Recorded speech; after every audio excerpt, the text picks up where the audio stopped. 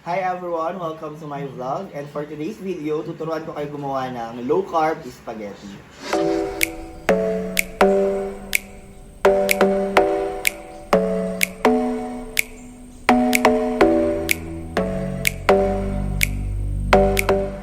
Siyempre, alam ko naman na hindi nyo ina-expect na ako yung magluluto, di ba?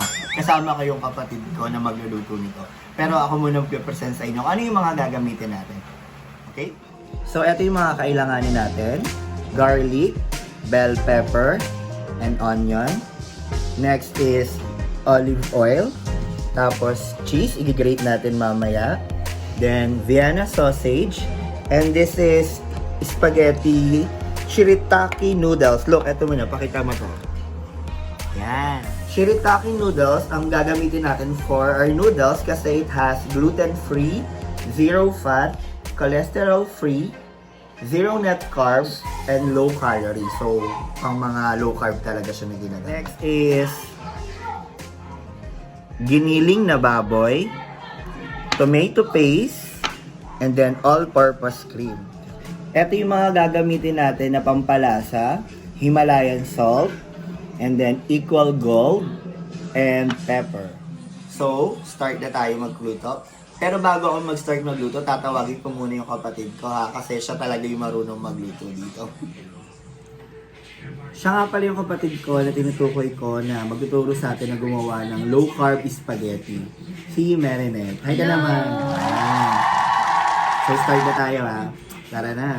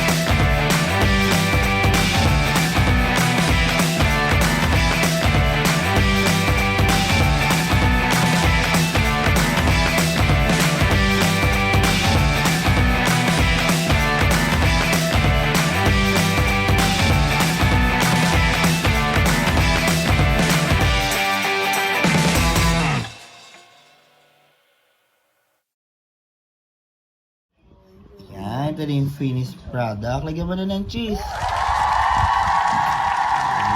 Yes. Titikman na.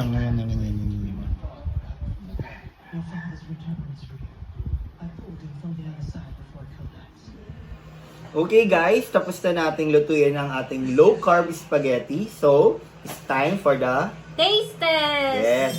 Husgahan na natin kung masarap ba, ha? Husgahan mo. Ako pala mag-uhusga. Since siya naman na yung nagluto. Ako na yung kakain. Yan natin. Harap ha? Ang lasa. Plastic. Ang lasa. Masarap. Parang hindi nawala yung lasa ng spaghetti talaga sa kanya. Tsaka yung pasta na ginamit, inisip ko kasi hindi masarap kasi nga iba siya. Pero dahil, anong tawag sa kanya? Shirataki Noodles, no? Masarap din naman. Masarap. So, di ba? Galing ko. Yes. Sakto lang. Kahit nagda-diet ka, pwede ka pa rin kumain ng mga masasarap. Sabi niya. So, okay. Hi guys, thank you for watching my vlog. And if you enjoy watching this video, please don't forget to like, subscribe, and also hit the notification bell for more updates and videos na gagawin ko and pwedeng collab ulit with my sister. Thank you. Bye!